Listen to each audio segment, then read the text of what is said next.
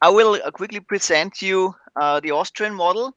I mean, in the first step, it's some tax-related topic, and in the second step, you will see that this is also a fiscal criminal law topic as well. And let me quickly introduce the system. I mean, in Austria, we have two ways of tax audit. Yes, the normal procedure is every third or fifth year you have a tax audit, yeah, on a retroactive event, and we have as an opposite we have the newly system. It's more or less a voluntary system. It's a voluntary alternative to the traditional tax audit, and it's completely different than a normal tax audit because the new system is more or less based on an accompanying supervision. So there is no tax audit that is more or less just focusing on the past, but there is an accompanying supervision that the tax topics are dealt on time, and it's a regular, it's a permanent process. Yeah, and the concept is clearly to get tax certainty before the actual tax return is filed. So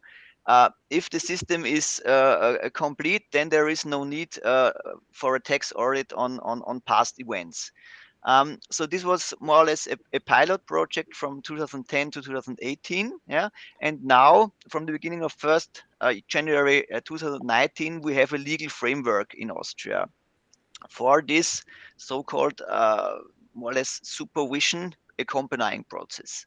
Um, I mean, the concept is clearly based on the fact that it should be a deal between the taxpayer and the tax authorities. So, in the ideal situation, both parties should equally benefit from the system, and this does more or less mean that the taxpayer has to face increased transparency and disclosure obligations, yeah?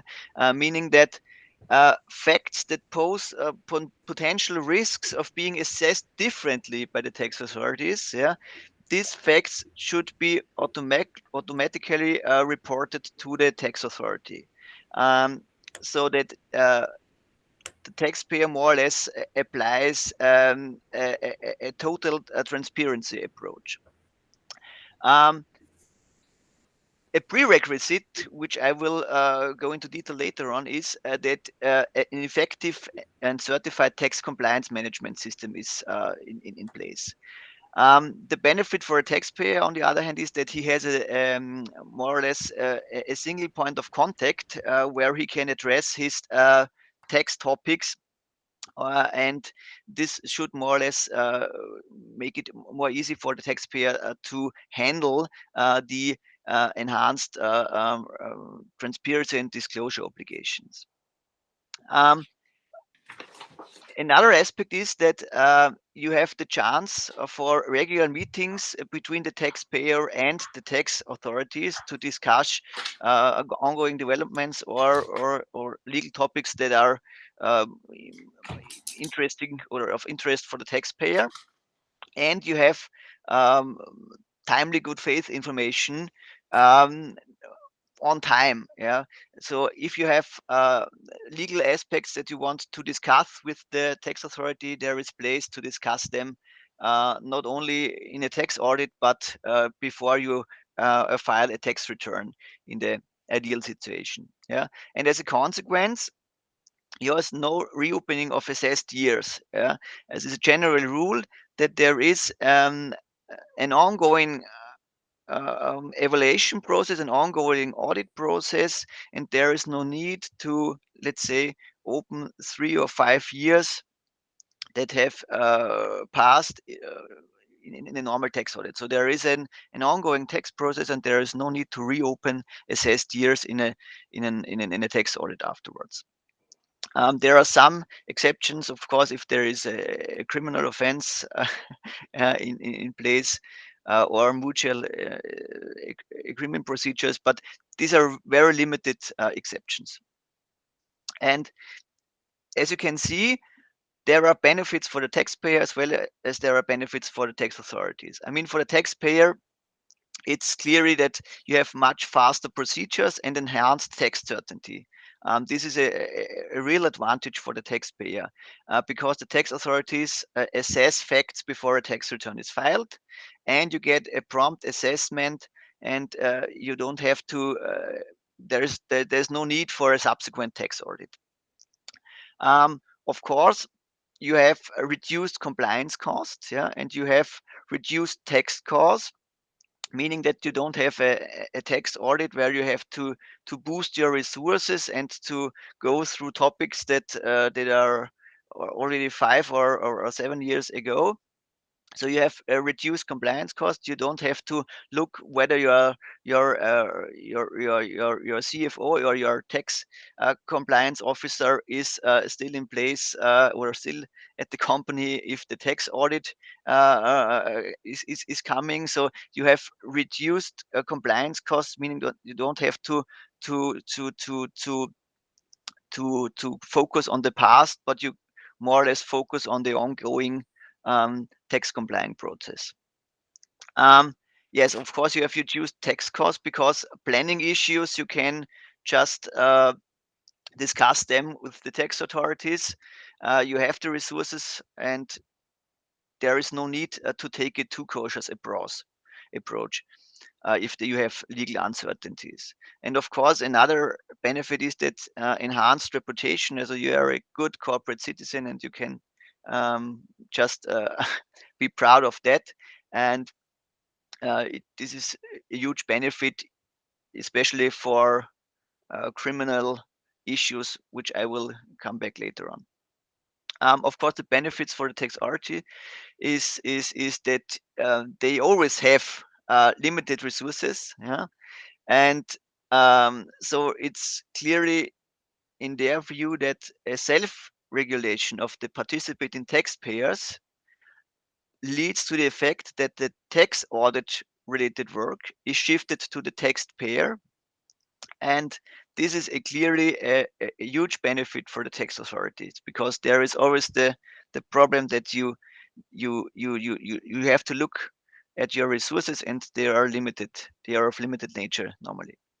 um, Second benefit is that um, the number of cases where you have court appeals or court procedures is significantly reduced because normally the legal uncertainties are done during the audit process. So there is no need to subsequent focus on court appeals.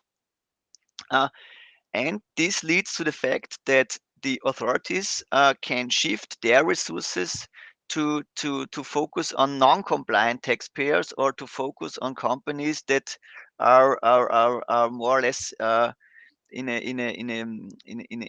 high risk fields. So the tax authorities can more or less shift their resources to high risk cases, which is a benefit for them. Um, just to give you a brief overview, I mean, there are a lot of taxes included. Yeah, this is more or less the orange circle, and there are some taxes that are not included. Yeah, in this ongoing tax audit process. I mean, the most relevant taxes that are not covered are the customs duty and the payroll tax and social security contributions. Yeah, I mean, excise taxes for some companies, this is more or less an asset, but I think you see this is more or less the those taxes that are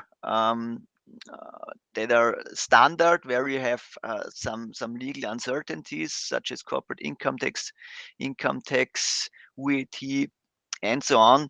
These are covered. Um, so just to get to the prerequisites, I mean, not every company is, let's say, able to join the CoBrev compliance program. Yeah, you have to fulfill some prerequisites, and the first and most important one is that you have that the sales are below 40 million euros. So for small companies and enterprises, this system is clearly not in solution. Second, you have to be more or less focused on Austria. So you have to have your seat to place of management or permanent establishment in Austria. Is the second requisite. And the third prerequisite is that you have a tax compliance management system in place. And this has to be certified by a tax supervisor. So, I mean, this is more or less to document your trustworthiness. And as a fourth prerequisite, you have more or less a tax trustworthiness that is proved, and I will have a look at this. The text trustworthiness is that for a period of 5 years before the application, yeah, you have to prove your good conduct in the past, meaning that no conviction for an intentional or grossly negligent fiscal offense is in place, yeah, neither against the company or the management in place. Um, this is one prerequisite, and another is that you have to prove your tax reliability, meaning in terms of honesty, integrity, reliability. Um, this is done in an overall assessment, and there are some points to be looked at by the tax authorities, meaning um, tax behavior in the past means if there were findings in previous tax audits, um, did the company remove them, or did they ignore them? So I meaning they should always prove that findings in previous tax audit, they are, let's say, removed. And another thing they will look at is how did you comply with disclosure and filing obligations in the past, meaning were tax returns filed on time, did the relevant information, or was the relevant information fully disclosed in the past? Um, how was the payment of the tax liabilities? Was there a timely payment, or were even some taxes not paid at time? And of course, um, how is the track record from a criminal point of view? Are there pending fiscal criminal proceedings and so on? I mean, this would be cases where the compliance system or the text trustworthiness could not be proved. Yeah? And you have to look at this for a period of 5 years prior to the application. The tax compliance management system is defined is legally defined, and the tax compliance management system comprises all measures taken by a company that ensure that accurate reporting of a tax base and timely and correct payment of taxes. The tax compliance management is based on a comprehensive risk assessment, which constantly adapts to changing conditions. Yeah? And the risk assessment, the resulting management processes, as well as necessary control measures, have to be documented on a regular basis. I mean, this is clearly the purpose that the accuracy and the completeness of disclosed information and tax payments, this should be clearly documented by a tax compliance management system. Yeah, meaning the tax authorities, they will more or less uh, they want that the company, yeah, that goes into this new audit, this new audit process, that this company clearly focus on a tax compliance management system that ensures that the relevant information and the relevant taxes, they are paid, and that the company has a purpose that fully complies with the disclosure obligations. And how does this work in in in practice? I mean, the tax compliance management systems, the clearly focuses on a risk assessment, meaning you see at the slide, you first have to identify the risks, and then you have to weight your risks, and you have to weight them at the first line. on the probability of occurrence, meaning how likely is a risk to occur in the future process. And on the other hand, you have to weight your risk on the amount of damage that could be created by these risks. So, and the overall assessment is that you have to multiply the probability with the amount of damage, and then you have the cross risks. And in this slide, you see we have the risks weighted from 1 to 9, 1 in green, 9 in red, meaning the cross risk is weighted on the overall assessment of damage and the probability of occurrence. And what is necessary? Yeah, necessary, you have the weighted risks, and if we begin with the risks that are on the bottom line, value uh, 0, yeah, it's just necessary that you have documented and identified these risks, and that you evaluate them in the future, whether you have to look at, are they still at level 0, or did they did they move upwards. I mean, for those that are in 0, this is all you have to do. Then you have risks that are in green, yeah, meaning here you have to first identify them, and then you have to have a solution how to deal with them, meaning work instructions, manuals, guidelines. But this is fine for them, yeah. For the medium risks, you have to prepare yourself better, because then you have active trainings, meaning checklists where the people that are in touch with these risks, they have a checklist where they can just go through.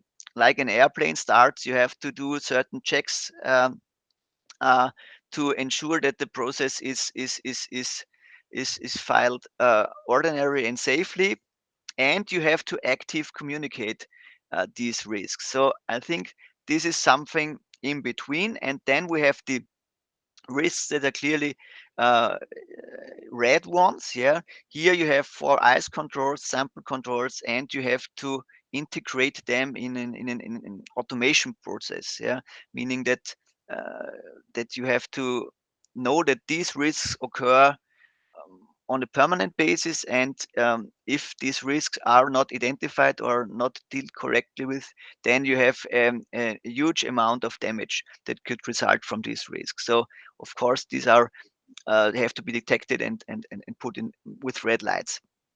I mean, this is something we do normally as well in a normal tax auditing process, but the newly tax audit system means that you have to put them in your tax compliance management system. Um, and let's go quickly to the application process. I mean, first there is an application process, meaning that you have an expert opinion on the tax compliance management system. This is normally done by a taxpayer, by a tax advisor. Then we recommend to have a pre-filing meeting with the tax authorities. I mean, this is not mandatory, but um, we would recommend this, because then you get in touch with the people from the tax authorities that will deal with you later on these issues. And it's an informal meeting where you can just raise questions, or you can get into contact with these people, and you get to know more about the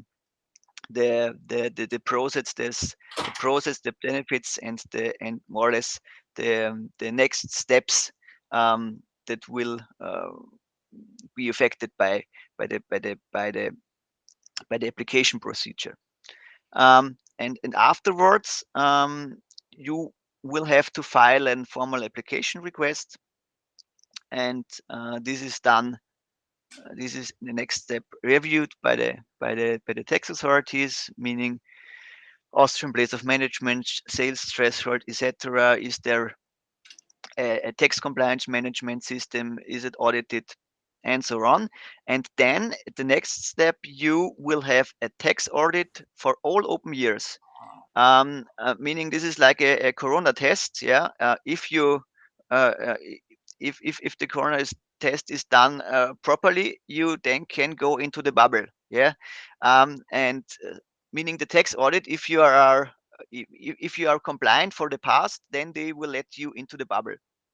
Uh, and in this tax audit, your tax reliability, as I said before, is evaluated. Yeah, and this may lead, if there are findings for the last 5 years, this would be not a good solution. But if you pass this reliability test, then you are let into the bubble, and you get a notice that you're then in the CCP system.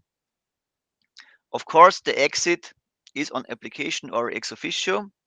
But now I will just go to the tax and criminal tax perspective of this system, because this is something that is really important. Because if you are in this new CCP system, then the probability of incorrect tax assessment is significantly reduced, because you have all the requirement the requirements and the stress tests. If you have passed them, yeah, and you are, let's say, a transparent taxpayer that fulfills his extended disclosure obligations, then the risk that something goes wrong is significantly reduced, because critical cases are identified earlier, and they can be coordinated with the authorities on an accompanying basis, meaning that you have legal questions, you can address them and find a solution before the tax return is filed. And this is more or less the crucial concept. Yeah, and there is no need to go for tax remedies and so on, because critical questions are addressed before the tax return is filed.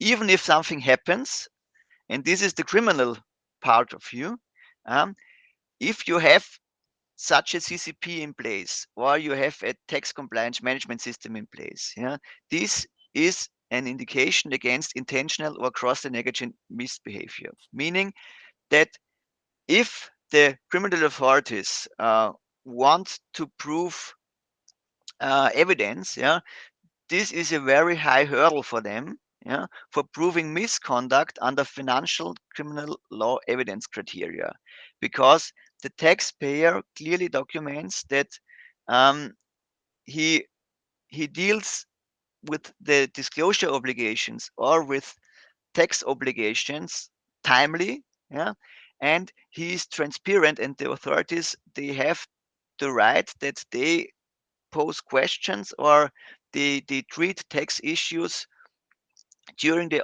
accompanying process. So there is no need for a complaint afterwards. And if such a system is in place, yeah, you have to monitor your risks and re-evaluate them. So this means, if you re-evaluate your risks, and this is a self-learning systems, then it's really hard, yeah, to prove a grossly negligent misbehavior. Yeah. What we say, there can be some criminal liability issue left if you are in this process. I think these are limited to the following cases: obstructive intervention in the self-regulation process. Because if you just say you block information, or you block the self-regulation process, meaning that you do not evaluate your risks afterwards. Yeah, this could be more or less a point where um, criminal liability issues can occur. Or of course, if a management override takes place, you say, okay, we completely override the CCP approach. I mean, this is clearly the point. Or if mistakes happen twice, yes, if there are some tax assessments and they occur twice. I mean, these are clearly the cases where criminal liability issues can arise, but normally I think the CCP process or the CCP taxpayers won't have criminal issues, and this is a huge benefit from the self-regulation process. I hope I could give you a short overview of the Austrian systems. It's a tax approach and a criminal tax approach combined, and I'm happy to discuss further questions with you.